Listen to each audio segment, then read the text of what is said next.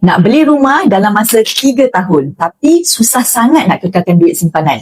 Video ni saya buat khas untuk anda. Kalau anda target deposit rumah RM40,000, boleh kumpul ikut nilai emas, bukan ikut nilai duit. Contohnya RM40,000 hari ini bersamaan dengan kurang lebih 65 gram emas. Simpan 1.8 gram satu bulan selama 36 bulan, iaitu 3 tahun. Cukup je 3 tahun, anda dah ada 65 gram emas seperti ini. Harga 65 gram emas hari ini adalah RM40,000. Dengan kenaikan harga emas sebanyak 10% setiap tahun, 3 tahun nilainya boleh mencapai lebih daripada RM40,000. Bezanya kalau simpan duit, biasanya silap hari bulan, bocor ataupun susut nilai. Jadi kalau anda simpan dalam bentuk emas ni, nilai itu akan kekal dan boleh naik lebih tinggi. Percayalah, simpan emas ni bermaksud kita dapat simpan deposit rumah dengan lebih selamat. Mulakan sikit-sikit, ikut bajet sendiri. Nak tahu cara mula simpan 1.8 gram satu bulan untuk simpanan deposit rumah anda? Boleh rujuk pin video saya ataupun isi je beg biru kat bawah ni. Nanti saya bimbing anda mulakan simpanan emas public gold.